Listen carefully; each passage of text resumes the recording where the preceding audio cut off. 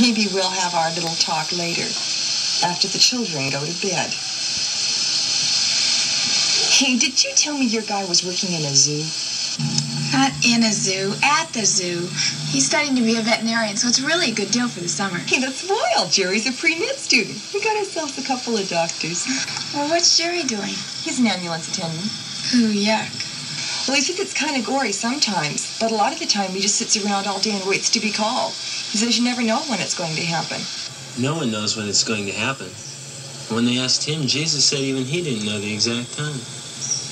But it's going to happen. One of these days, and it could be any minute now, Christ is going to come back for his own. After that, it's going to be pretty awful here on earth. Like what? Well, for example, the Bible says that right now the Spirit of God is holding back the full force of evil in the world. But after the believers go, the Spirit will too. That means a whole new ballgame, only this time with no rules. Evil will just take over. And the evil one, the Bible calls him the Antichrist or the beast, will rule supreme. See, we just don't know what it would be like to live in a world like that. The good around us still has the support of the Spirit of God. After he goes, wow. You really believe all that? Yes, I do. Oh, lots of luck. I'll say one thing, anybody that's left here is going to need it. If you really believe that, you couldn't even look at your watch without wondering if it was going to happen now. Yeah, but to the Christian, it's something we look forward to. The non-Christian is waiting for the end of life and doom. The believer is waiting to meet the one who gave us life. The beast you talk about.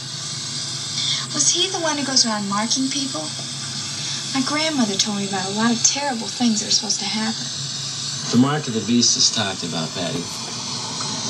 It's probably some kind of identification mark based on the number 666. It says in the Bible that people won't be able to buy or sell anything without it. Kind of a super evil credit card, only it'll be on your hand or forehead. Wouldn't let anybody tattoo my forehead. Diane, you don't even have to be around when it happens. Yes, you do. Do I? Sure, because, I like you, sweetheart. Can't you see that? And I am the Antichrist. Good. I was always a sucker for beasts.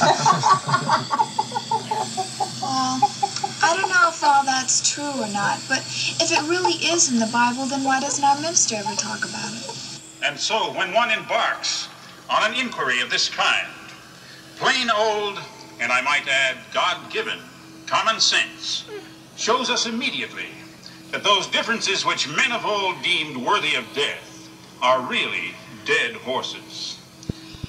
Now, to illustrate this for yourself, ask yourself the simplest of questions. Do these so-called basic tenets of Christianity really affect me at all? For instance, ask yourself, would I appreciate beauty any less if Jesus were not virgin born? Or ask yourself, would I respect the